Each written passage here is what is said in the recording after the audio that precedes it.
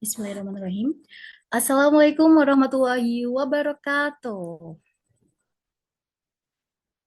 Selamat datang dan selamat bergabung di webinar bersama Smart Management Event Organizer. Perkenalkan, saya Dwi Anindya, selaku host pada webinar hari ini.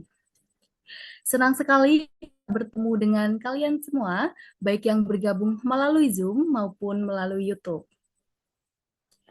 Kabar gembira, semua peserta, baik di Zoom maupun YouTube, akan mendapat sertifikat elektronik setelah webinar ini selesai. Oke, pada hari ini kita akan bersama-sama untuk mengikuti webinar dengan judul Personal Branding Content Creator. Nah, langsung aja nih, kita kedatangan narasumber yang super keren dan inspiratif, yaitu Mas Miraj Ramadan. Beliau adalah founder AI marketer dan juga seorang personal branding strategis. Buat yang belum kenal, Mas Miraj ini udah banyak banget prestasinya loh di bidang personal branding. Jadi siap-siap ya, kita bakal banyak belajar dari beliau. Langsung saja kita sambut Kak Miraj Ramadan. Kepada Kak Miraj, kami persilahkan.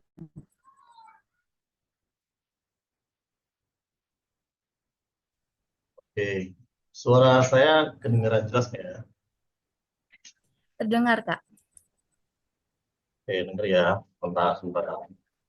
Saya setting cahayanya biar enggak berantakan dulu.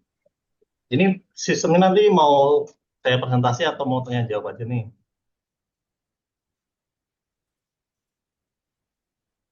Boleh sesi presentasi aja, Kak. Nanti dilanjut sesi tanya jawab. Oke, presentasi ya, sebentar. Sambil di absen dulu, teman-teman, boleh dari mana aja yang hadir. Saya mau cek juga. Yang di YouTube juga ada link YouTube-nya nggak? Biar saya cek juga yang di YouTube.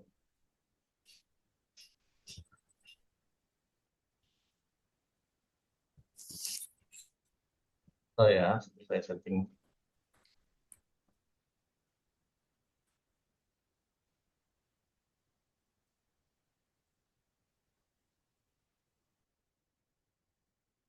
Oke, sebelumnya saya buka dulu. Assalamualaikum warahmatullahi wabarakatuh. Selamat sore buat semuanya. Salam sejahtera untuk kita semua. Om Swastiastu, Namo Buddhaya, Salam Kebajikan. Saya ucapkan terima kasih kepada teman-teman yang sudah standby ya, sudah hadir di acara webinar. Nanti sedikit saya akan bakal sampaikan terkait tentang branding ya. Ini saya share screen dulu sebentar. Jadi buat teman-teman yang mungkin lagi mulai fokus dalam dunia branding atau mau coba masuk dalam dunia konten kreator, seperti apa, terus bisa nggak sih masuk konten kreator itu, apakah harus punya banyak follower dan lain sebagainya. Nah itu pertanyaan-pertanyaan seperti itu nanti bisa kita saling diskusikan. Nah ini sebentar saya buka share screen dulu. Share screen-nya udah muncul belum ya?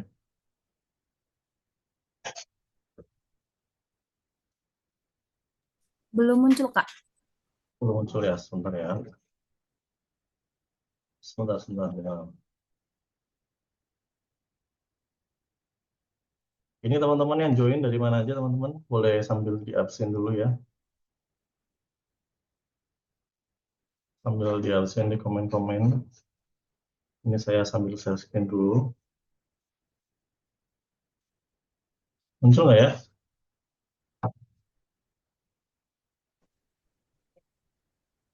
Muncul ya? Kelihatan teman-teman? Ini baca Mbak? Oh, ya. Kelihatan ya? Oke, saya mulai dulu. Oke, buat teman-teman semuanya, selamat datang. Selamat bergabung pada sore hari ini ya. Kita akan sedikit sharing-sharing tentang dunia branding itu seperti apa. Buat teman-teman yang tadi seperti yang saya sampaikan bahwa kalau misalkan kalian pengen masuk dunia ini kelihatan nggak ya slide-nya?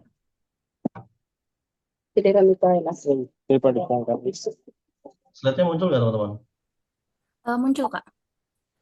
Ya, Mohon oke. perhatian bagi teman-teman untuk mematikan mikrofon terlebih dahulu. Oke. Jadi untuk bicara tentang personal branding ya, ini banyak banget pertanyaan-pertanyaan yang memang setiap kali saya ada acara webinar atau pelatihan atau seminar, itu ditanyain, Mas, personal branding itu apa? Terus kita perlu nggak untuk bentuk personal branding? Apakah personal branding itu cuma cuma untuk apa namanya content creator aja? Apakah personal branding itu cuma untuk orang-orang yang mau masuk dalam dunia influencer? Nah, itu pertanyaan-pertanyaan paling banyak sering ditanyakan ya.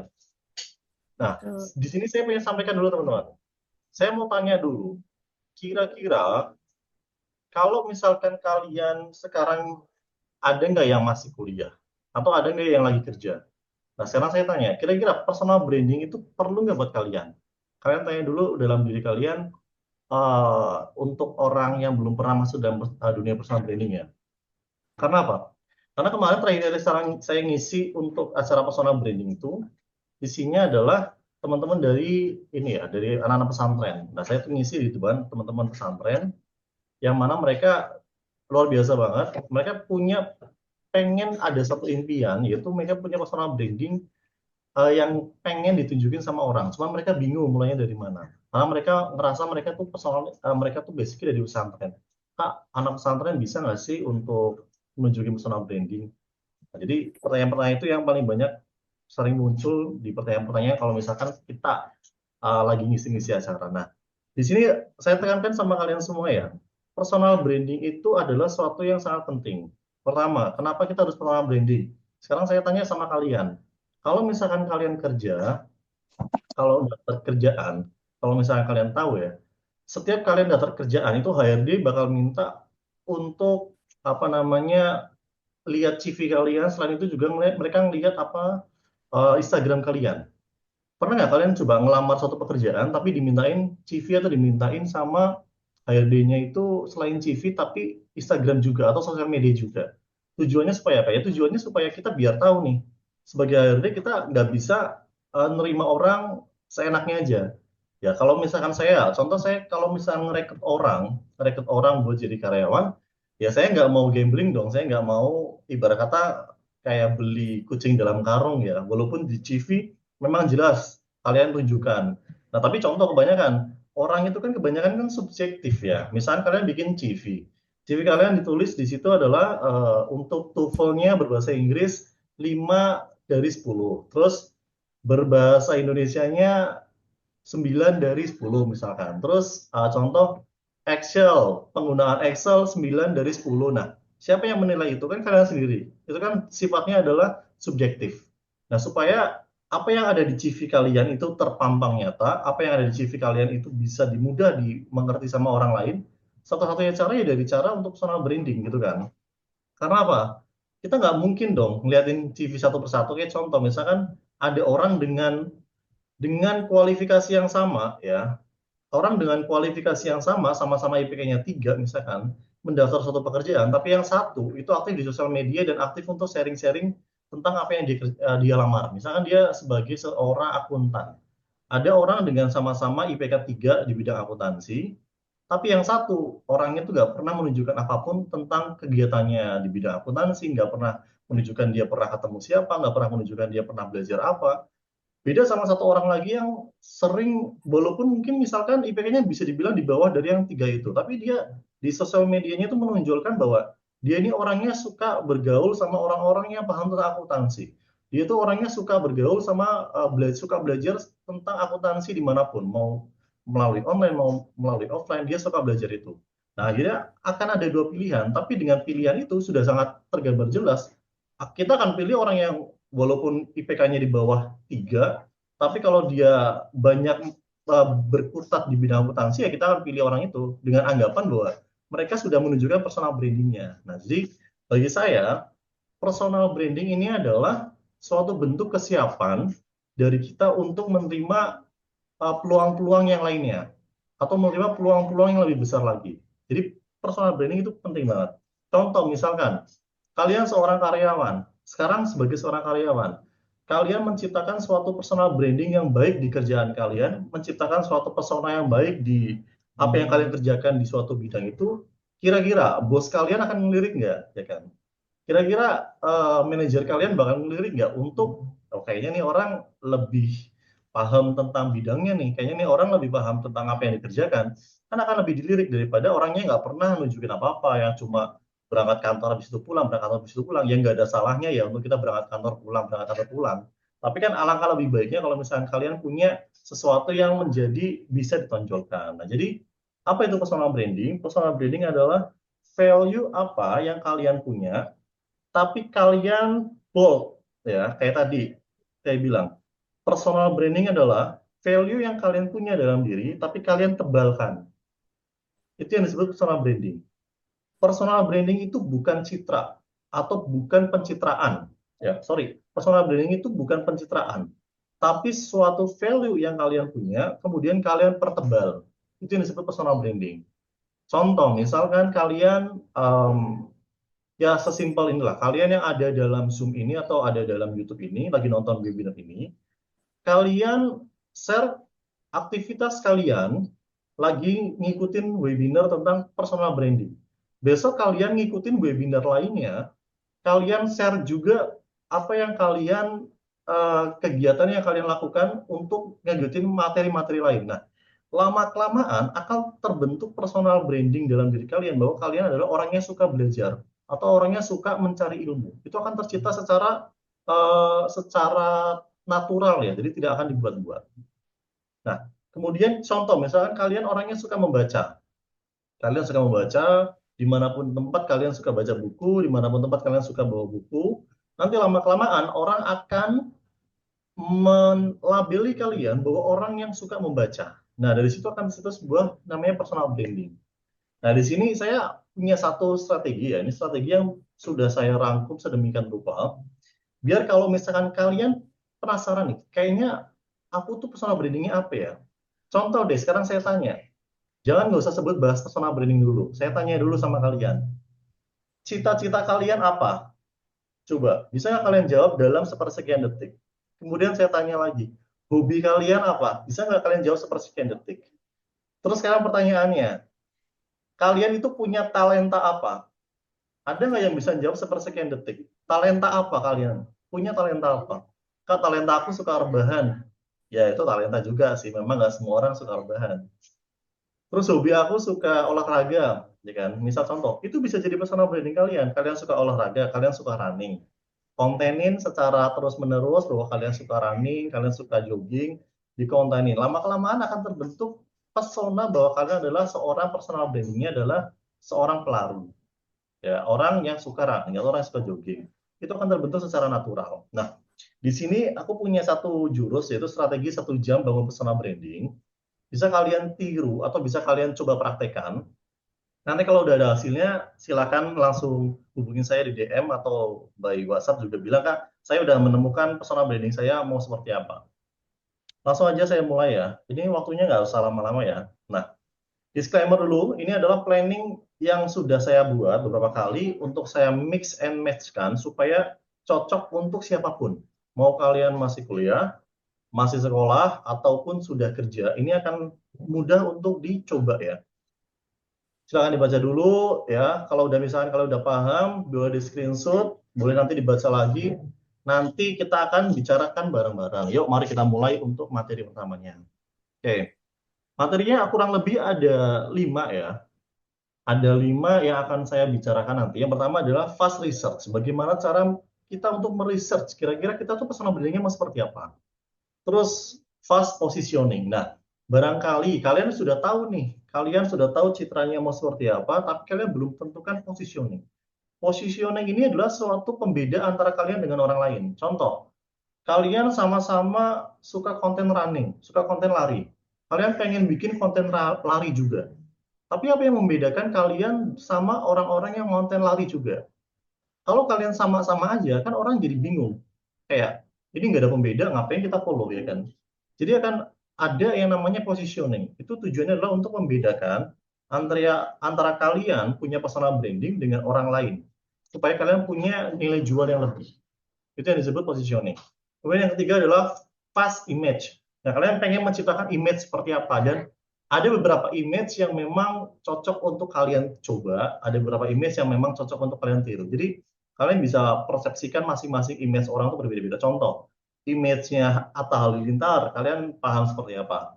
Image-nya Ria Ricis, kalian paham seperti apa? Terus kalian paham Deddy Corbuzier, dia punya image seperti apa? Kenapa dia membentuk image seperti itu? Kemudian ada Timothy Ronald. Kenapa dia mau menciptakan image seperti itu? Ya, atau ada yang namanya Kalimat Sada. Kenapa Timothy Ronald dan Kalimat Sada punya image yang berbeda? Nah, ini akan kita bentuk, ya. Dan itu bisa dibentuk juga, bisa kita gali. Takutnya kalian tuh sudah mencoba untuk sama itu, tapi ternyata kalian tidak cukup menggali lebih dalam apa yang kalian punya atau nilai jual apa yang kalian punya. Nanti kita akan bahas kalian. Nah, yang keempat adalah fast pilar. Ini udah banyak banget dibahas dimanapun. Ada yang namanya pilar-pilar, ya pilar konten dan lain sebagainya lah. Ini akan kita bahas juga. Supaya mencocokkan pilar-pilarnya itu cocok sama apa yang kita bentuk persepsikan. Oke. Nah, kemudian yang terakhir adalah tips bikin content planning. Nah, ini gampang banget. Akhirnya setelah kalian tentukan personal branding kalian seperti apa, positioningnya seperti apa, kita bentuk citranya seperti apa, kita nemu pilar kontennya seperti apa, barulah kita bentuk untuk konten plan-nya seperti apa. Oke, lanjut ya. Kita akan cepat aja. Yang tadi udah screenshot belum ya? Oke, perlu dipahami beberapa hal berikut. Metode ini sudah sering saya bawakan ya. Dan contohnya adalah, intinya adalah materi yang akan saya bawakan ini sifatnya adalah untuk menciptakan sebuah sales. Jadi awareness agak menjadi sales. Jadi memang agak sedikit money oriented banget ya. Karena ya saya sebagai pebisnis, kalau misalkan saya mau konten, harus ada closingannya apa. Biar kita bisa menghasilkan. Jangan sampai kita udah capek-capek ngonten, tapi nggak bisa dioptimasi atau nggak bisa menjadi cuan. Kan teman-teman juga energi yang kita jual. Oke. Nah, ini yang pertama adalah research. Simple aja teman-teman. Ini kalian paling cuma butuh waktu 10 menit ya. Silakan kalian, nanti PR buat kalian ya. Research, cari 3 model atau role model yang pengen kalian tiru. 3 orang yang pengen kalian jadikan patokan. Misalkan, aku pengen sosoknya itu terlihat seperti Timothy Ronald, yang orangnya saklek, orangnya inspiratif, suka ngomong apa adanya, suka membahas sesuatu hal yang di luar nalar dan lain sebagainya. Aku pengen citra seperti itu. Atau misalkan aku pengen citranya seperti Raymond Chin, orang yang sangat edukatif, suka men-sharingkan, dan orangnya kelihatannya baik, humble, dengan kata-katanya yang selalu tertata dengan baik. Saya pengen kayak Timothy Ronald. Atau saya pengen kayak Deddy Corbuzier ya, yang kata-katanya sedikit nyengat tapi memang sesuai dengan apa adanya gitu kan. Nah, kalian pengen contoh, pengen orang seperti apa? Cari 3 model itu. Ya, kalau bisa 3 role model ini adalah orang-orang yang pengen kalian jadikan patokan dan memang selaras sama kepribadian kalian. Oke. Jadi balik lagi, personal branding itu bukan pencitraan ya, tapi adalah menggali lebih dalam value yang pengen kita punya. Contoh, kalau saya selalu patokannya saya nonton konten orang tuh yang pertama Raymond Chin, yang kedua saya tonton Timothy Ronald, yang ketiga saya tonton mungkin salah satunya ya ya, dari kasih solusi lah, itu bisa saya tonton juga. Karena akan menjadi patokan materi-materi mereka itu menjadi patokan materi-materi saya. Ya, ini kurang lebih materinya 10 menit lah, cukup kalian sambil scroll-scroll, sambil buat cari-cari gabut gitu, sambil leye-leye ya bisa sambil cari-cari gitu kan. Cuma 10 menit. Oke. Nah, 3 role model ini ya 3 akun yang kalian jadikan rujukan ya. Gak mesti satu industri, tapi kalian cocok sama jenis kontennya. Paham ya? 3 akun yang selalu ada di pikiran kalian, kayak aku pengen nih jadi orang kayak gini, aku pengen nih sosok seperti ini ya. Riset seadanya aja, nggak usah yang terlalu berbelit-belit, nggak usah yang terlalu mendalam, dan tetek bengeknya, lawaknya, intinya begitu nemu langsung dicatat ya, langsung kalian coba. Oke, next. Nah, ini contoh versi saya ya. Kalau versi saya adalah saya pengen saya selalu ngeliat tuh konten-kontennya Raymond Chen, kemudian Bung Chandra, atau konten-kontennya yang Kevin Dang. Nah, ini selalu saya perhatikan cara mereka untuk membawakan materi. Ya, menjadi tiga sosok ini menjadi sosok yang seperti saya. Jadi kita akan mengkolaborasikan antara mereka bertiga ini. Kira-kira tuh ada nggak yang cocok untuk kita? Ya, tipsnya adalah jangan terlalu overthinking di fase ini. Kalau mau berubah juga nggak masalah. Jadi misalkan kalian udah nyontek 3 orang, tapi suatu saat di jalan, sebulan konten kalian ngerasa kayaknya nggak cocok. Boleh dicoba, diubah nggak mas? Ya boleh-boleh aja. Kalian ubah aja langsung. Nggak harus melulu sesuai dengan apa yang kalian contek. Ya. Paham ya? Jadi jangan terlalu overthinking kayak, aku pengen plek ketiplek atau plek persis kayak Remoncin. Ya nggak bisa juga. Sepersis-persisnya kalian nggak akan bisa 100% kan. Lanjut ya. Ya, jadi kan 3 itu sebagai panduan utama kalian buat konten yang mirip secara visual nggak masalah. Jadi kalian mau samain persis kayak Raymond Chen misalkan, kalian mau samain plek tipe kayak kontennya siapa Timothy Ronald, berani jamin nggak mungkin kalian sama persis 100%. Ya, nggak mungkin 100% kalian akan sama persis. Ya, tapi jangan lupa juga bedakan dengan versi kamu. Jangan plek-ketiplek dari kata per katanya kalian duplikasi. Agak sedikit beda-bedain lah. Atau ada yang namanya kalau saya sebut tuh konten daur ulang ya. Jadi ada yang namanya kalau misalkan kalian sudah personal branding, terus kalian mau konten, ada yang namanya konten daur ulang. Jadi konten punya orang lain, kita coba ulik dalamannya seperti apa. Habis itu kita bentuk konten sesuai karakter kita. Itu sebenarnya konten daur ulang kalau saya bilang. Jadi jangan plek-ketiplek lah. Nah, kemudian yang selanjutnya nih tentang positioning. Yang jelas positioning itu harus spesifik dan tajam. Nggak bisa cuma general, nggak bisa secara umum. Itu akan sangat menyulitkan kalian nantinya. Ya, jadi positioning itu harus spesifik dan tajam. Kurang lebih materi kalian tuh cuma butuh waktu 10 menit untuk riset. Masuk ke materi ya. Nah, contoh rumusnya. Ini saya kasih rumus contohnya, cuman saya udah ganti materinya. Rumusnya adalah kalian itu profesinya sebagai apa? Atau status kalian sebagai apa? Untuk supaya ngapain? Ketajahan market. Tanpa harus apa? Stressful market itu apa? Nah, ini kalau saya kasih contoh misalkan ya, jenis produk ya. Misalkan kalau misalkan kalian mau jualan produknya fisik atau non fisik, ada 2 contoh. Misalkan contoh produknya fisik ya. Kalau jenis produk fisiknya itu seperti ini. Ya, kalian contoh profesinya atau siapa targetnya, harapannya mereka apa, stressfulnya mereka seperti apa. Contoh, produk fisik, parfum, jualannya untuk siapa? Untuk karyawan. Supaya apa? Kenapa karyawan? Karena karyawan kerjanya seharian. Ada 2 jenis karyawan. Karyawan yang kerjanya kantoran sama karyawan yang kerjanya di lapangan. Nah, kalian spesifiknya kemana nih? Karyawan kantoran atau karyawan yang kerja di lapangan? Supaya apa? Supaya badan wangi seharian. Contoh, misalkan biar kalau kalian kerja lapangan tapi nggak harus ganti baju, bolak-balik ganti baju karena keringatan. Karena apa? Karena parfumnya itu awet selama 12 jam misalkan. Ini kan spesifik, tajam ya dari situ. Nah, contoh punya saya adalah waktu itu saya brandingnya tuh saya tulis adalah bantu mahasiswa bisa cuan 10 juta per bulan dari sosial media. Kan spesifik langsung. Buat siapa? Mahasiswa. Kenapa? Stressfulnya apa? Harapannya apa? Harapannya pengen bisa cuan per bulan. Berapa? 10 juta. Stressfulnya karena apa? Karena misalkan pengen sambil kuliah tapi punya pemasukan misalnya. Kemudian tips positioningnya. Jangan hajar semua market. Ya, nggak ada yang bisa membahagiakan semua market.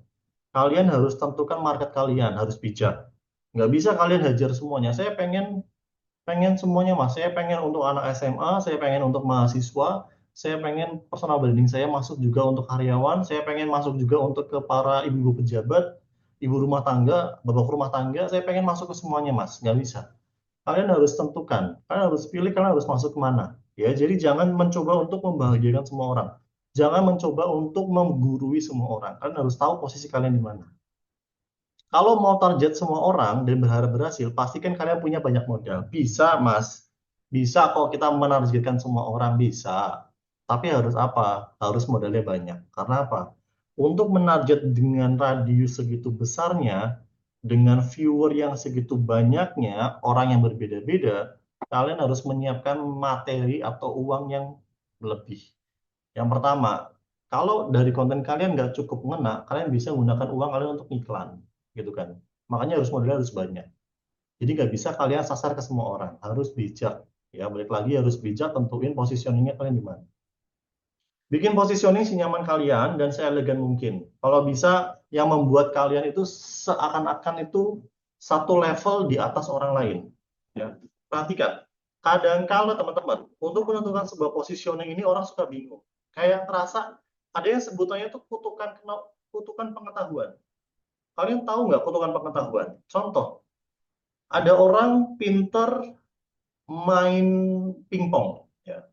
Ada orang pinter main pingpong. Dia ngerasa semua orang tuh paham bagaimana cara main pingpong. Padahal kan aslinya belum tentu. Ada juga orang-orang kayak saya yang nggak bisa main pingpong. Ya, contoh, saya tuh nggak bisa main biliar, ya kan? Ada orang jago main biliar. Dia ngerasa, kayaknya aku kalau bikin konten main biliar, kayaknya nggak banyak yang suka deh. Karena kan semua orang pasti bisa main biliar. Kayaknya ini nggak masuk. Belum tentu juga, ya kan? Bisa jadi ada orang-orang yang membutuhkan ilmu atau tips and trick saat main biliar. Nah, itu adalah yang namanya kutukan pengetahuan. Kalian ngerasa bahwa apa yang kalian tahu, itu orang lain juga tahu. Padahal kan belum tentu. Gitu ya. Jadi nggak ada salahnya kalian itu men-sharingkan apapun yang kalian punya ilmunya. Ya, siapa tahu ada orang yang membutuhkan. Ya, jadi kalau ada orang yang membutuhkan kan jadi masuk ke target market kalian. Seperti itu. Jadi jangan terjebak sama yang namanya kutukan pengetahuan ini. Ini kunci untuk dia positioningnya. Nah, gampangnya aja deh, kalau misalnya kalian bingung mau menemukan positioning itu gimana sih Mas? Ya buka aja ChatGPT, Kopas nih. Saya 30 hal yang menjadi stressful, siapa? Mahasiswa. Target marketnya harapannya apa? Harapannya mahasiswa biar dapat pemasukan misalkan. Atau apalah trik banyaknya, kalian terserah kalian. Coba aja pakai ChatGPT, kalian buka, ya kurang lebih cuma sekian detik aja lah langsung ketemu jawabannya. Jadi kalian nggak usah bingung-bingung. Tinggal dari jawaban-jawaban itu, kalian pilih mana yang cocok sama kalian. Mix and match kan. Oke. Nah, ada juga yang disebut brand color, image ya. Ini 10 menit lah risetnya lah. Jadi gaya bahasa kalian atau gaya personal kalian tuh seperti apa? Ini ditentukan di sini. Kalian harus punya karakter yang akan kalian tonjolkan atau arah yang akan kalian tunjukkan ke orang lain. Ya, ini kalian harus tentukan. Yang paling banyak dipakai sama orang itu ada 3. Yang pertama adalah cheerful. Sifatnya itu orangnya ekspresi, yang ramah. Ya bisa kalian lihat Ria Ricis dan kawan-kawannya lah ya. Pokoknya orangnya ekspresif. Kalau konten tuh ekspresif banget. Benar-benar kayak ngerasa orang tuh ikut ke dalam euforianya. Seakan-akan tuh ikut ke dalam keseruannya. Itu yang orang-orang yang sifatnya cheerful. Kemudian ada orang yang kedua adalah tipenya to the point. Dia nggak banyak basa-basi, kalau ngomong ya langsung to the point. Dia dari Corbusier misalkan, atau Raymond Chin misalkan. Dia kalau ngomong ya langsung to the point dengan materi-materinya, bla bla bla bla, sesuai dengan apa yang disampaikan. Jadi nggak bertele-tele. Nah, atau poin yang ketiga nih, ada tipe orang yang sifatnya savage. Kalau ngomong tuh songong, tapi tell the truth. Ya, kalian pernah nggak ngelihat ada konten orang tuh kayak ngomong tuh songong banget, tapi ya bener juga gitu kan. Yang diomongin juga bener gitu. Jadi tapi gaya bahasa itu songong, gitu tipe orang yang sifatnya savage. Nah ini kalian bisa pilih. Pakai yang 3 poin ini aja deh, cheerful, to the point, atau yang savage. Kalian mau masuk yang kayak mana?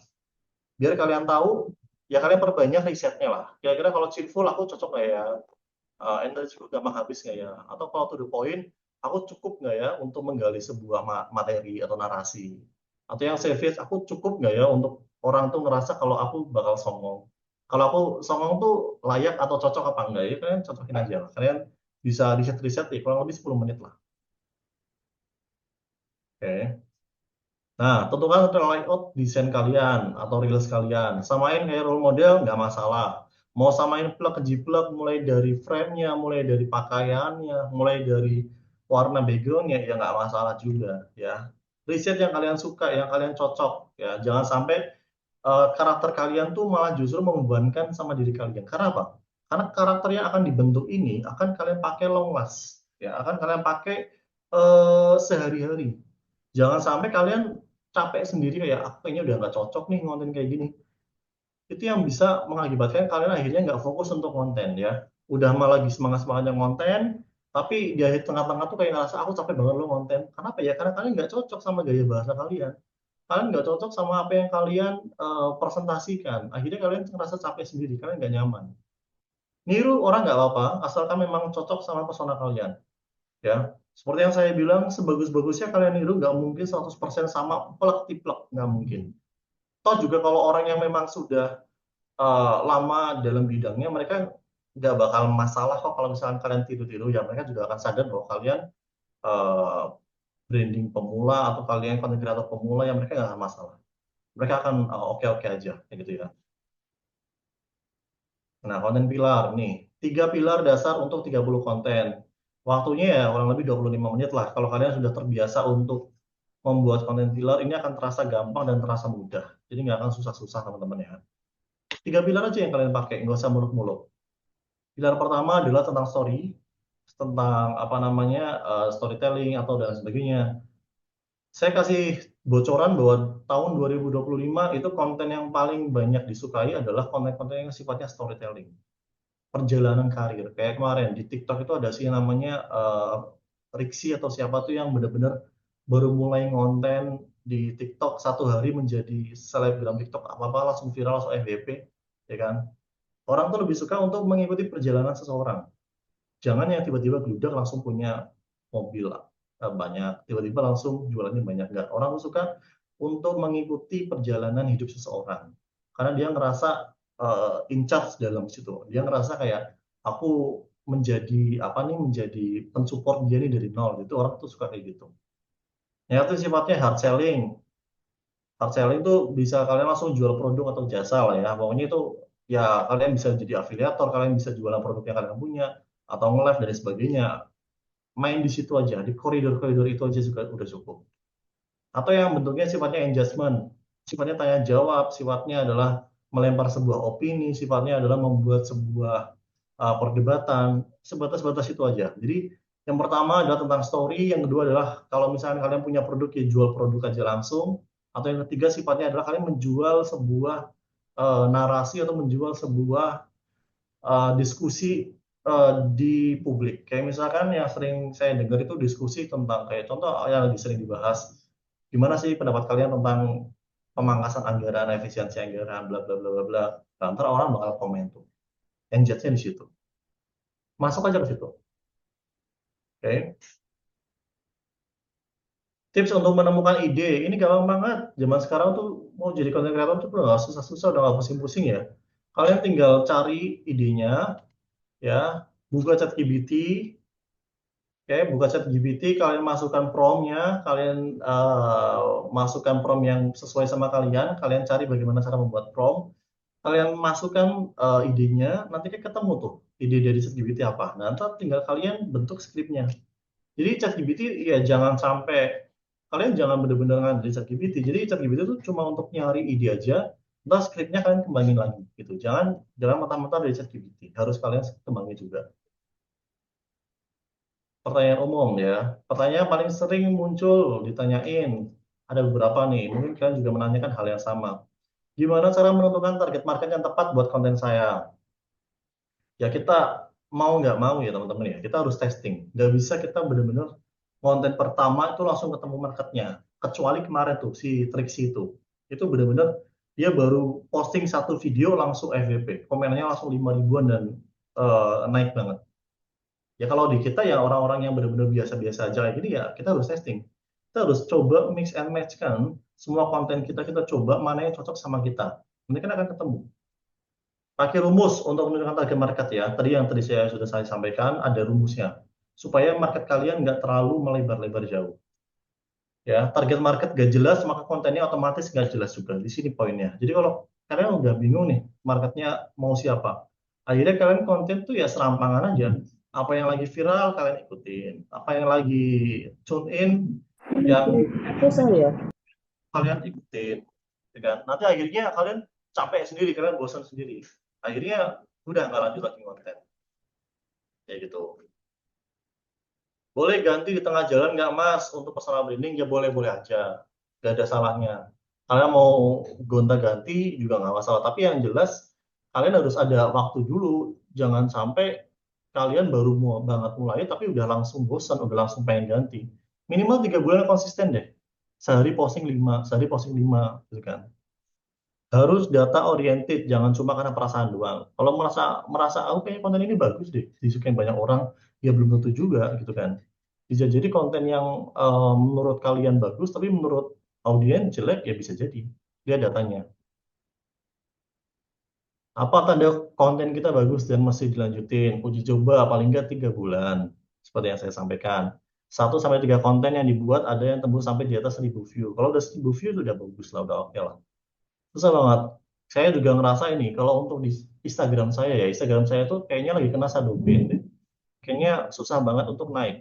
Ya, karena dulu saya tuh di awal-awal tuh kontennya suka berantakan. Akhirnya lama nggak konten, bertahun-tahun nggak konten, follower turun terus, akhirnya kayaknya kena shadow ban. Jadi akhirnya susah. Nah ini harus diuji coba lagi dan harus dipanasin lagi akunnya. Harus dibakar lagi. Reach gak bagus, tapi ternyata penjualan 20% omset bulanan dari organik berarti konten udah oke. Nah, jadi perhatikan juga kalau misalkan kalian udah ngonten dan ternyata konten kalian itu menghasilkan penjualan untuk kalian, ya artinya konten kalian udah bagus. Ini kalau yang fokusnya di jualan ya, kan tadi saya bilang bahwa saya adalah fokusnya sebagai konten kreator tuh pengen jualan bisnis saya. Jadi harus ada penjualan dari konten. Jadi walaupun follower saya yang kalian lihat follower yang di IG dan di TikTok itu yang nggak terlalu banyak, tapi ada penjualan. Atau kalian cek aja di akun bisnis saya yang Bimbel, itu followernya udah lumayan oke dan penjualannya juga oke banget. Pakai prinsip 153, 1 hari 5 konten selama 3 bulan. Nggak kuat sehari sekali tapi kualitasnya bagus. Ya, Bang Wira kalau kayak gini juga ya, karena saya database sudah banyak. Peserta-peserta apa namanya bimbel-bimbel saya juga ada banyak. Karena jualan saya bimbel, jadi saya nggak harus terlalu fokus, harus selalu konten setiap hari. Kalau misalnya kalian cek di bimbel SKD, di akun bisnis saya itu udah followernya udah otomatis per hari itu naik bisa sampai pernah sehari itu naik 1.000 follower ya. Per hari ya, per day. 1.000 follower. Luar biasa. Per bulannya paling nggak ya udah di angka 10.000 lah. Kenapa akun baru fokusnya Reels dan TikTok? Nah ini, saran aku kalau misalkan kalian baru mau konten, masuknya tuh di TikTok sama Reels.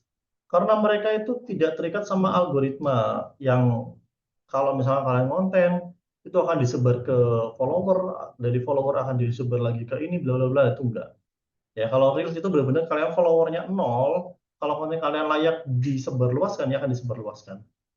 100 view, nah dari 100 view akan dinaikkan ke 1000, dari 1000 naikkan ke 10K, kalau kontennya masih oke, dinaikkan lagi ke 100K. Nah ini, di sini, makanya kalau ada orang yang kontennya cuma ditonton sampai 150 orang, tok ya udah mentok. Kalau memang konten udah cuma mentok berhari-hari nggak ada kenaikan lagi, ya itu bakal mentok aja. Kayak gitu. Oke, next-nya. Oke, sudah habis teman-teman. Kurang lebih itulah ya, 1 jam kalian bentuk personal branding. Nah, ini kalau diperhatikan betul-betul, kalian akan menemukan clue-nya. Oke, semoga silakan teman-teman. Ada nggak yang mau ditanyakan dulu? Baik, keren banget ya teman-teman. Ternyata menjadi seorang influencer atau selebgram itu nggak soal konten biasa, tapi ternyata ada rumus-rumusnya, seperti yang Kak Mirat bilang tadi. Nah, ngomong-ngomong nih Kak, soal eh, personal branding pemula, itu kan tadi kan dijelaskan bahwa konten, kualitas konten itu penting. Nah, gimana sih cara mengurangi insecurity jika eh, fasilitas buat konten tuh masih kurang, Kak? Seperti itu. Kalau misalkan kayak ngerasa kayaknya aku punya apa adanya juga ya. Ini teman-teman ya, perhatikan. Kalau ini kita bicara tentang personal branding dulu ya. Personal branding itu apakah harus melulu tentang main sosial media, Kak? Enggak juga. Kalian kalau mau personal branding secara offline, kalau kalian terkenal di banyak orang secara offline juga kalian punya citra yang bagus ya, itu juga disebut personal branding. Memang kalau personal branding yang lebih talk lagi itu menggunakan sosmed, Itu memang lebih oke. Yang pertama teman-teman, kalau ngerasa kayak aku cuma punya apa adanya, teman-teman, banyak cara buat kalian untuk mulai konten. Contoh, kalian punya handphone, itu udah modal, itu udah cukup banget buat kalian bikin konten. Ada yang disebut namanya konten faceless ya. Konten faceless itu nggak perlu nunjukin muka. Kak, aku nggak mau nunjukin muka. Karena, kenapa? Misalnya karena masih insecure. Kak, aku nggak mau nunjukin ruangan aku karena masih insecure. Ada yang namanya konten-konten faceless. Itu kalian bisa cari video-video, footage-footage, terus kalian kasih tulisan-tulisan, atau kalian kasih apa. Itu udah masuk jadi konten. Tapi kata kuncinya ya teman-teman ya, kalau kalian mau fokusnya adalah personal branding, kan namanya personal. Berarti kan ada unsur nama kalian, ada unsur pribadi kalian. Makanya kalau kalian mau bikin akun ya harus pakai nama kalian, nama pribadi, nama personal. Ini kejadian sama aku. Saya merasa sedikit menyesal kenapa nggak mulai personal branding dari dulu. Karena dulu terlalu fokus sama bisnis. Dulu akun bisnis saya itu ada dua, followernya itu udah ribuan lah, udah lumayan oke lah. Kalau misalkan bikin postingan ya yang komen udah sampai 100, udah nyampe 50-an, ratusan, bahkan interaksinya udah oke. Cuman sayangnya, karena saya terlalu fokus untuk bangun akun bisnis, saya nggak mau menonjolkan muka. Saya nggak mau untuk, kalau orang sekarang bilang tuh flexing ya. Saya tuh nggak mau flexing. Saya pengen menjadi orang man behind, yang benar-benar cuma di balik layar. Nah, suatu ketika, akun saya tuh hilang, ke hack orang. Akun bisnis tuh ke hack orang. Udah coba berbagai cara untuk dibalikin, ternyata nggak bisa balik. Bahkan orangnya tuh nipu lah. Kita udah bayar orang, kita udah bayar, katanya mau dibalikin, tapi udah dibayar tapi nggak dibalik-balikin juga. Nah kan akhirnya ya udahlah, hilang lah, kita relakan aja. Akhirnya kita coba buat akun baru. Kita coba buat akun baru dengan nama yang sama dengan akun bisnis saya yang dulu. Itu luar biasanya bukan main. Setahun itu followernya tuh cuma 3.000. Mentok di 3.000, nggak naik nggak lebih. Susahnya minta ampun. Karena apa? Karena orang yang dulu follow itu kan mereka cuma ada bangunnya ya, karena ada sesuatu yang kita tawarkan. Nah, ketika akun kita itu hilang, yaudah, akhirnya follower-follower saya yang lama ya hilang karena tidak terbangun citra, tidak terbangun secara personal. Karena yang dulu follow itu cuma karena ada maunya, karena bisnisnya doang. Tidak terbangun secara personal. Nah, akhirnya saya sama teman-teman sekarang ngerasa bahwa kalau mau bikin bisnis apapun, ya harus personalnya juga naik. Harus ada personal branding yang naik. Karena dua kali saya mengalami hal yang sama, dan dua kali juga saya mencoba untuk membangun branding yang sama juga, nggak bisa, nggak ngakak. Akhirnya saya putuskan untuk mulai sekarang adalah personal branding. Kalian bisa cek konten saya di Instagram, itu kontennya tuh cuma footage-footage aja. Footage-footage, lagi jalan, lagi apa, dan kawan-kawannya. Itu juga udah cukup. Yang penting ada sosok kalian yang muncul, ada wajah kalian yang muncul, ada orangnya, ada sosoknya, pribadinya. Itu udah disebut personal branding. Supaya apa? Nanti kalau misalkan kalian tiba-tiba akun kalian udah naik, udah besar, orang akan ada in charge, keterikatan secara personal. Amit-amitnya nih akun kalian mati, atau akun kalian ke hack orang, atau akun kalian ke banned. Ya kalian bikin akun baru, orang akan mudah untuk tune in-nya akan mudah lagi, akan mudah ngeblend lagi. Nggak kayak akun bisnis. Makanya sekarang kalau dibilang corporate branding penting apa enggak, penting. Corporate branding penting. Personal branding penting apa enggak, penting. Produk branding penting apa enggak, penting juga. Jadi semuanya harus ngeblend. Personal branding, corporate branding, produk branding, tiga-tiganya harus main. Kawan-kawan kita bahas lagi. Seperti itu ya. Jadi nggak masalah walaupun kalian cuma punya handphone doang, punya alat yang seadanya doang. Bikin kayak saya, footage-footage doang. Saya masih belum ada waktu untuk bikin konten setiap harinya. Akhirnya sekarang saya pakai footage-footage doang. Itu udah cukup. Itu cukup banget untuk bentuk personal branding. Kayak gitu ya. Ada lagi yang mau ditanyain? Baik, buat teman-teman, jika ada pertanyaan untuk Kak Miraj, boleh langsung ditanyakan di kolom komentar ya.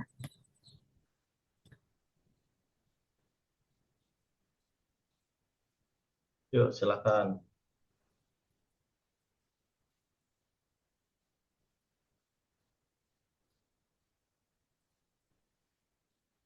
Ngomong-ngomong tentang personal branding nih Kak, kan kita itu menunjukkan citra kita value kita, apa yang kita tekuni gitu ya, Kak. Nah, tentu saja kan di situ nggak hanya semata-mata orang yang menyukai kita gitu. Ada Ya. sudut pandang orang lain yang mungkin berpikiran bahwa kita itu sombong atau bagaimana gitu, Kak. Karena kayak apa ya ibaratnya kayak ngepost yang kegiatan kita gitu sehari-hari. Nah, gimana sih sikap kita yang baik seorang konten kreator gitu mengelola kritik dan komentar negatif yang mungkin muncul di media sosial terkait personal branding, tuh Kak. Kalau bagi saya bodo amat ya. Maksudnya ada orang mau komen apa dan lain sebagainya itu bodo amat ya. Kalian tuh nggak dibiayain sama orang-orang. Kalian tuh hidup ya hidup sendiri. Kalian cari duit ya cari duit sendiri. Kalau kalian ngonten dapat duit ya kalian yang menikmati sendiri ya kan. Ya kan. Kalian nggak ngonten nggak dapat duit, nggak bisa jualan, nggak bisa jadi affiliate, ya itu kan balik lagi sama kalian. Jadi kayak ada orang mau ngomongin kayak, ih kamu ngapain sih konten-konten sok-sokan pengen jadi artis ya bodo amat gitu kan. Kalau aku naik juga nanti kalian bakal iri juga. Gak masalah bagi aku kalau misalnya ada orang yang mencibir kayak apa sih konten, sok-sokan sharing-sharing, sok-sokan live TikTok, sok-sokan nge-live di Shopee, ngapain gitu kan? Ya bodo amat gitu kan. Nanti juga kalau kalian berhasil dia bakal nanya gimana sih caranya. Ntar kalau kalian berhasil orang tinggal bilang ah dia mah beruntung, ah dia mah karena privilege, ah dia mah beruntung karena apa, bla bla bla bla bla. Orang tuh memang cuma bisanya kayak gitu. Orang tuh cuma bisanya menjudge, nanti setelah menjudge mereka over apa namanya ngasih justifikasi ketika udah berhasil, ah dia mah beruntung karena orang tuanya kaya, ah dia mah beruntung karena bla bla bla bla bla, ah dia mah beruntung konten karena dulu HP-nya iPhone. Padahal konten, padahal kita nggak pakai HP iPhone. Awal-awal saya konten nggak pakai HP iPhone gitu kan. Saya konten pakai HP apa adanya gitu kan. Nanti kalau ada orang yang mencibir, ah kamu mah ini ya enak ya, sekarang followernya udah banyak, bisa jualan, bisa bla bla bla bla. Ya memang enak gitu kan. Ya hidup-hidup aku apa yang ngatur. Aku mau enak ya memang enak gitu kan. Kenapa dulu waktu aku konten kamu nggak ikutan konten, tinggal balik itu aja. Sekarang juga udah mulai banyak nanya gimana sih caranya buat konten supaya mau konsisten. Kalau mau konsisten ya dimulai, kalau nggak dimulai ya nggak konsisten. Ya saya tinggal jawab gitu aja. Dulu waktu saya awal-awal konten, ya orang bilang kenapa sih ngapain konten-konten gak jelas gitu, ngapain bikin-bikin footage-footage gak jelas gitu, kasih tulisan-tulisan gitu ngapain gitu kan. Sekarang pertanyaannya udah mulai naik level. Pertanyaan naiknya adalah, Mir gimana caranya supaya postingnya konsisten? Ya posting konsisten mah tinggal di posting aja gitu aku bilang. Ya gitu. Jadi biarin aja orang-orang mau ngomong apa terserah kalian, terserah mereka. Karena mereka nggak menanggung hidup kalian, hidup-hidup kalian. Kalian mau punya duit gara-gara konten, kalian mau dapetin endorse pakai konten ya terserah gitu kan. Nggak usah peduli mereka. Bodoh amat gitu mas saya bilang. Ya buru-buru ikan lele, mantap le, siap. Baik, berarti yang penting gak merugikan mereka gitu ya, Kak, dan Betul, menguntungkan untuk kita gitu. Ngomong-ngomong betul. soal konsisten, Kak, itu gimana sih cara menjaga konsistensi tersebut dalam jangka panjang gitu, Kak? Kan mungkin yang namanya manusia bisa ada rasa bosan atau malas gitu. Itu dari Kakak sendiri tuh gimana sih cara mengelola konsistensi itu? Konsisten ini balik lagi kalau ditarik muaranya, kayak tadi saya bilang, kalian nyaman dulu, ada kebutuhan, ada big reasonnya, ya kan? Jadi kalau saya bilang itu, kalian tuh punya alasan kenapa kalian konten, kalian harus tahu dulu alasannya. Kayak kemarin, kayak tadi saya bilang, alasan kenapa saya ngonten, karena saya ada kebutuhan di bisnis saya. Kalau saya nggak ngonten, ya jualan saya akhirnya susah naiknya. Dan kalau saya nggak mulai ngonten, kalau saya fokusnya cuma ke apa namanya branding corporate lagi, nanti jatuhnya kayak sebelum-sebelumnya. Saya udah capek-capek corporate branding, tapi corporate brandingnya abis itu hilang, akunnya hilang. Jadi saya ada alasan aku harus ngonten secara personal, aku harus naik, nama aku harus naik. Kalau bisa setara sama Raffi Ahmad deh gitu kan aku kalau aku bilang lah. Pokoknya ya sebagaimana mungkin aku harus naik, namaku harus naik. Karena itu kebutuhan. Saya udah ada kebutuhan di situ. Nah ini tinggal terserah kalian. Kalian harus menemukan kebutuhan kalian. Kalau kalian belum merasa butuh ya akhirnya kalian nggak akan mau konsisten. Karena saya sudah ngerasa butuh, akhirnya saya konsisten. Saya mau kapanpun ya, kalau waktunya posting ya posting gitu kan. Dibantu sama tim-tim saya, waktunya posting ya posting. Waktunya buat apa namanya bikin konten ya bikin konten, karena sudah ada kebutuhan kayak gitu.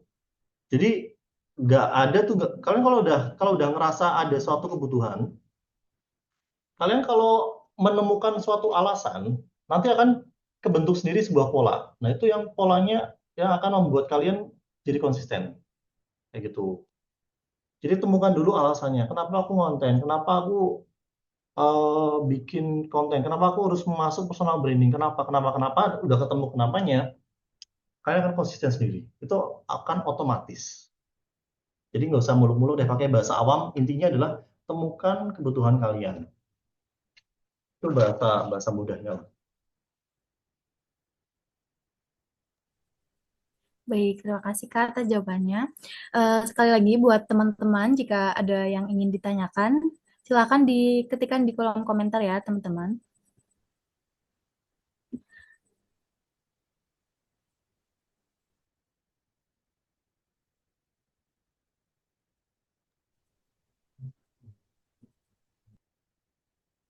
Oh, ada lagi.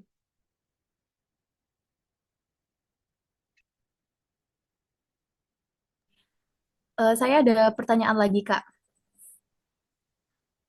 Kan saya ada keinginan bekerja sebagai finance staff ya, Kak. Ya. Tetapi selama ini kegiatan yang saya lakukan itu jarang ada yang tentang keuangan gitu, Kak. Jadi saya lebih seperti menjadi host atau fotografer, videografer. Nah, apakah hal itu mempengaruhi personal branding, Kak? Jika kita personal branding tersebut dan perusahaan melihat personal branding saya tidak relevan, itu gimana, Kak? Apakah harus relevan sesuai apa yang kita daftar atau bagaimana? Terima kasih. Iya betul, kan balik lagi tujuannya ya. Tadi kan saya bilang tujuannya mau kemana, itu harus temukan tujuannya dulu. Kalau kamu mau dikenal sebagai seorang finance yang baik, biar gajimu tinggi, kan harus ditunjukkan bahwa kamu memang ahli dalam finance. Gimana caranya orang tahu kamu ahli dalam finance? Cuma baca CV. Orang tuh akan nggak bisa, ya. harga harga harga seseorang itu ya dipengaruhi dari portofolio. Nah, portofolio yang paling gampang di mana naruhnya? Di sosial media kan. Portofolio sekarang paling gampang naruhnya di mana? Sosial media. Portofolio saya ketemu sama pembicara siapa? Portofolio saya ketemu sama siapa? Saya bahas tentang bisnis, saya bahas tentang apa? Di situ kan akan menjadi portofolio. Orang diakui berhasil kan dari portofolionya. Nah, sedangkan portofoliomu di mana? Kamu cuma cantumkan di CV. Oke, cantumkan di CV. Kan baik lagi tadi saya bilang, CV itu kan bisa sifatnya adalah subjektif. Saya jago akuntansi 9 dari 10. Saya jago Excel 8,5 dari 10. Yang ngasih nilai siapa? Yang ngasih nilai kan kamu sendiri gitu kan. Kan subjektif banget. Nah, kalau bentuknya video atau bentuknya personal branding yang kalian tunjukkan, nggak harus online, kan tadi saya bilang, personal branding itu nggak harus online, offline juga bisa. Saya itu secara offline maupun online, dikenalnya sama. Orang kalau teman-teman UMKM kalau ketemu saya bahas tentang marketing, tentang personal branding, bagaimana membuat produk marketing, bagaimana tentang membuat produk branding, pertanyaannya selalu sama, walaupun saya belum konten dulu ya. Nah, sekarang apa yang sudah pernah ditanyakan sama orang-orang secara offline ya tinggal saya tuangkan aja secara online-nya gitu. Jadi kalau misalkan kamu lagi banyak tentang kesibukannya dalam dunia, malah banyak tentang MC, ya nanti jatuhnya orang akan mengenal kamu sebagai orang public speaking. Besok-besok lagi ada orang ketemu kamu, nawarin kamu job MC. Job MC nawarin di MC wedding. Nanti ada lagi nawarin di MC corporate dengan kawannya. Itu akan berlanjut terus, bergulir terus. Kayak dulu waktu awal-awal saya sering ngisi seminar dan kawan-kawannya, saya itu pernah ditawari untuk job MC wedding. Tapi saya nggak ambil karena saya bilang, saya itu bukan MC. Saya kebetulan orang yang bisa public speaking dan saya mengajarkan tentang branding. Saya bukan MC. Kalau saya disuruh MC, saya nggak bisa, aku bilang gitu. Ya gara-gara sering lihat saya ngisi acara di mana-mana, habis itu dikira MC. Ya karena yang bentuk itu. Ya, seperti itu ya. Jadi Baik, bentuklah citra sesuai dengan kebutuhan. Harus dibentuk. baik. Berarti sebisa mungkin harus relevan gitu ya, Kak. Ini ada pertanyaan dari Kak Sigit. Apa yang harus dilakukan jika personal branding kita mulai terasa tidak relevan dengan perkembangan karir? Contoh karirnya di apa? Personal brandingnya di apa? Coba contoh. Kalau misalkan kamu karirnya sebagai karyawan, tapi personal brandingnya sebagai pelari, suka orang yang suka jogging, suka nge-gym, ya nggak masalah juga. Kan bisa jadi pemasukan juga. Nanti kamu kalau misalkan dapat endorse baju, dapat endorse celana, dapat endorse sepatu, ya oke-oke juga. Maksudnya, gimana nih nggak relevannya? Kalau nggak relevan secara tujuan, ya jangan. Kalau tujuanmu udah nggak relevan sama personal branding yang kamu bentuk, ya jangan. Tapi kalau personal branding yang kamu bentuk sudah sesuai sama tujuanmu, misalkan kamu adalah seorang karyawan perusahaan, pengen dapat pemasukan tambahan, ya pengen dapat pemasukan tambahan dari konten, itu udah masuk. Pegawai negeri Kak, ya pegawai negeri, kalau misalnya pegawai negeri paginya kerja, sorenya konten, join affiliate, sekarang join affiliate gampang banget.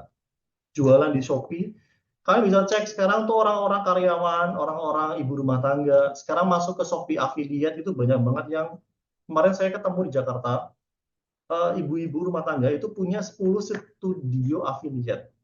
Dia itu karyawan tadinya, cuma sekarang udah resign memang. Ya, awalnya ya karena coba-coba ngonten di Shopee, coba-coba nge-live dan kawan-kawannya, itu akhirnya jadi pemasukan tambahan.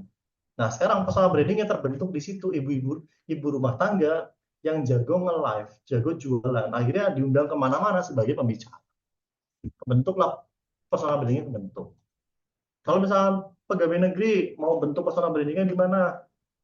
Ya banyak sih, bisa dicoba aja di tadi yang saya carikan rumusnya. Toh juga pegawai negeri yang pada konten juga banyak ya di TikTok sekarang. Tapi hati-hati ya, maksudnya kalau konten ya ada pasti harus tahu tolak ukurnya lah. Ya namanya pegawai negeri kan pasti mau nggak mau tetap terikat sama pemerintah kan. Dia ada tolak ukurnya dan ada unggah-ungguhnya. Ada tata keramanya. Jadi konten tetap memang boleh seleluasa itu, tapi ya harus tahu batasan. Jangan sampai kayak konten yang pernah viral kemarin tuh yang pegawai negeri, bukan pegawai negeri, sorry, pegawai tambang akhirnya dipecat ya. Pegawai tambang apa ya, tambang tembaga atau apa itu yang konten kurang kurang pantas akhirnya dipecat. Nah, itu kan jadi malah merugikan. Jadi seperti itu ya teman-teman ya. Kalau personal brandingnya nggak sejalan sama karir ya nggak masalah juga, asalkan memang bisa sesuai tujuan. Aku tujuannya pengen dapat pemasukan selain dari pegawai negeri, ya berarti udah oke, gitu ya. Baik, berarti pegawai negeri juga boleh ngonten ya, Kak, asal jangan melewati batasan gitu. Ya betul.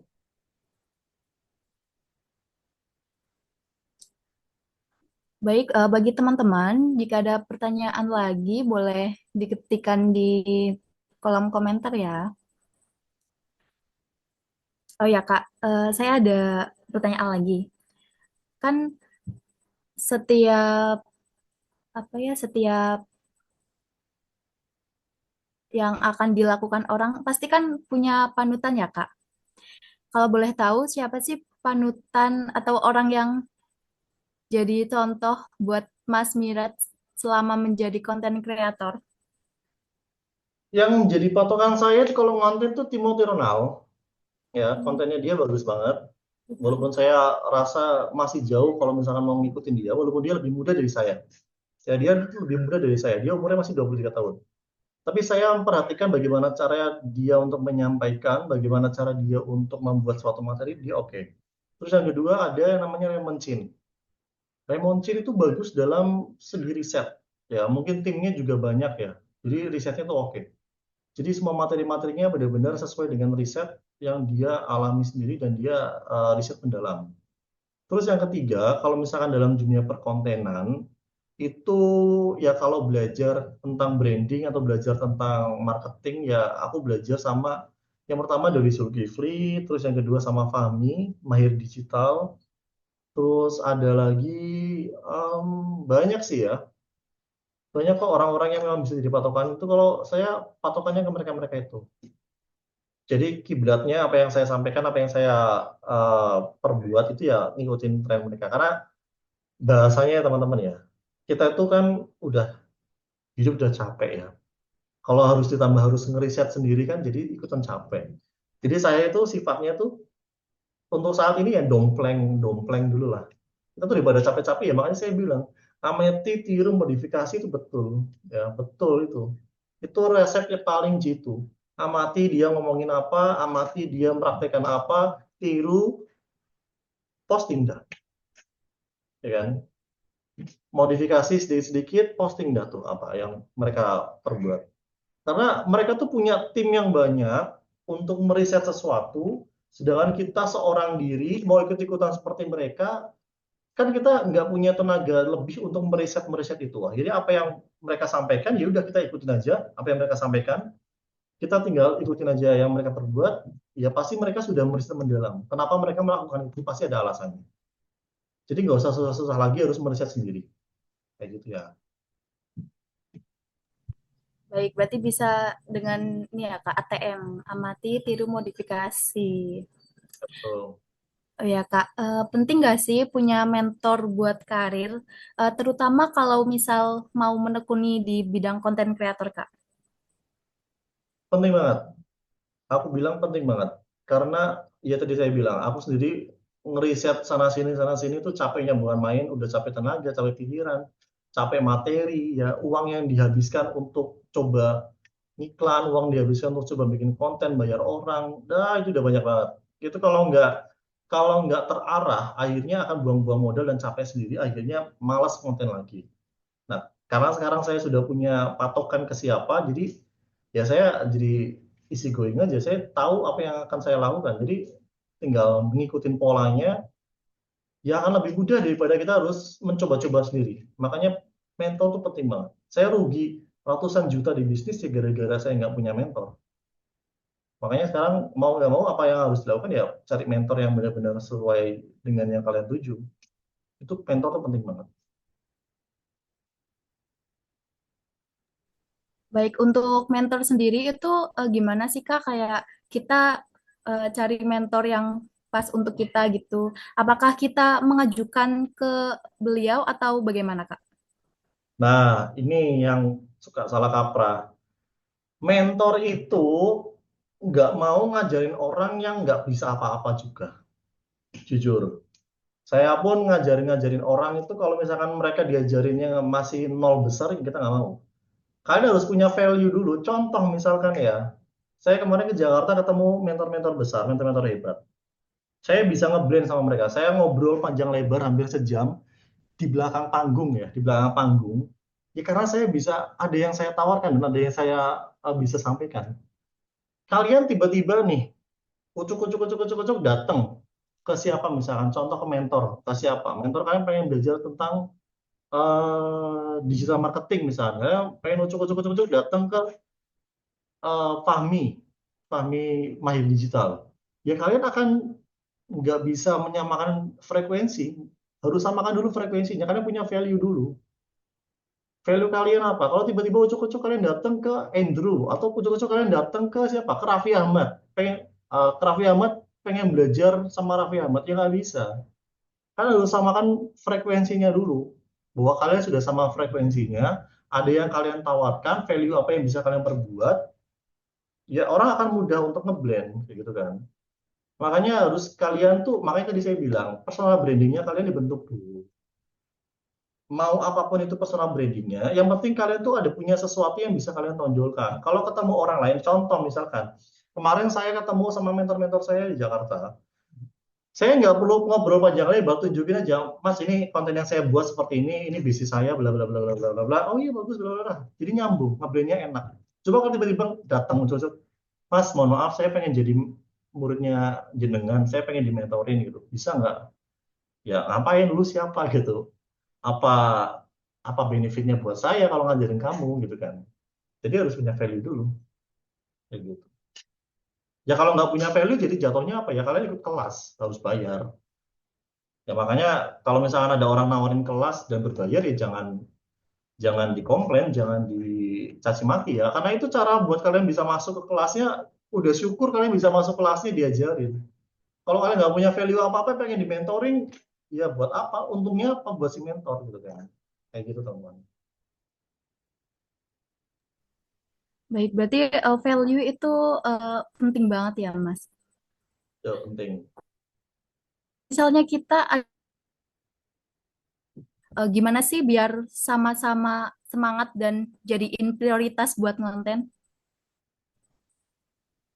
Selama sama semangat dan jadi prioritas buat konten, eh bikin konten yang bisa jadi cuan. Satu. Cari tahu konten apa yang bisa jadi cuan, udah lakukan. Itu pasti bikin semangat. Karena ada cuannya.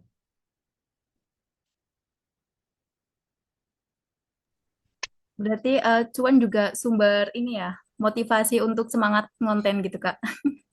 Oh, cuan lah motivasinya. Betul. Baik. Ini ada pertanyaan dari Kak Puguh Setio Nugroho. Mohon izin bertanya, Kak. Boleh minta saran personal branding untuk orang introvert, kurang nyaman untuk tampil di depan kamera dan share activity gitu, Kak. Bisa pakai konten faceless ya. Konten faceless itu yang tadi saya bilang ya. Konten yang saya pakai itu yang di Instagram saya itu sebutannya konten faceless. Jadi saya nggak terlalu fokus tonjolin muka kayak gini. Tapi saya ada footage-nya. Udah bikin berapa footage? Bikinlah 40 atau 50 footage. Tinggal diedit setiap hari. Kasih kata-kata. Pakai voice over. Digabungin, diedit. Itu udah cukup. Udah cukup untuk menarik perhatian orang. Kayak gitu.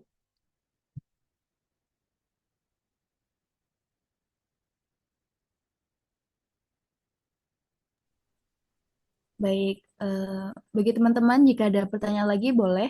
Satu pertanyaan lagi.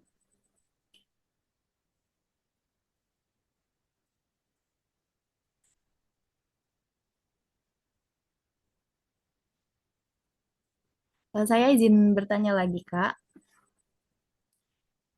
Eh, siapa Ya. sih siapa sih sosok yang membuat Mas Miraj itu bisa bisa terus berjuang di dalam karir?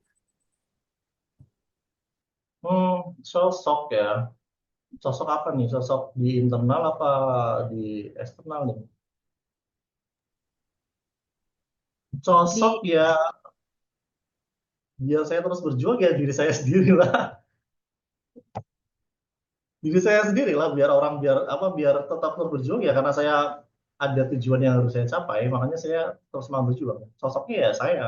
Alasan kenapa saya mau berjuang ya karena saya. kalau sosok eksternalnya, Kak?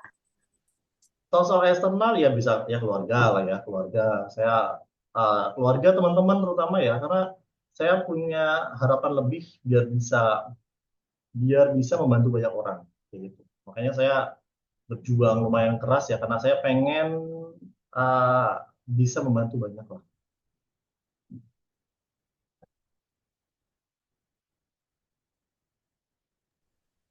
Baik, terima kasih Kak Miraj atas jawabannya. Saya ada pertanyaan lagi, Kak. Mungkin ini sebagai pertanyaan terakhir. Apa saran Kak Miraj bagi konten kreator pemula yang baru ingin memulai membangun personal branding mereka? Dan apa langkah pertama yang paling penting? Terima kasih. Saran saya kalau misalkan mau konten, cari tadi, cari tahu konten apa yang bisa menghasilkan cuan. Kalian harus tahu dulu. Kalau aku konten ini ada cuannya apa enggak?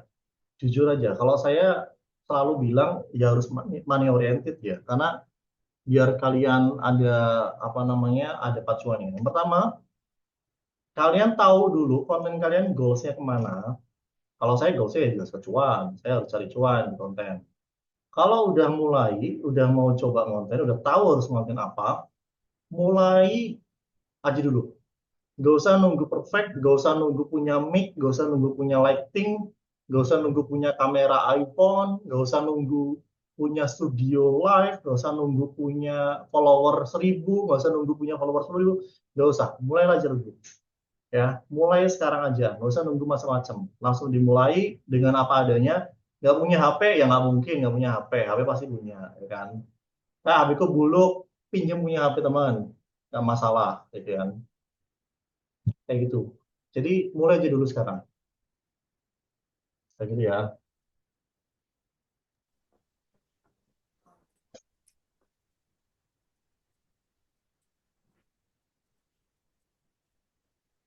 Mulai dulu lah pokoknya intinya harus dimulai. Jangan nunggu nanti-nanti.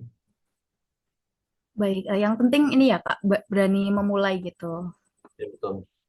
Oke, teman-teman, seru banget ya sesi webinar pada hari ini. Terima kasih banyak untuk Kak Miraj yang sudah berbagi ilmu dan pengalamannya hari ini.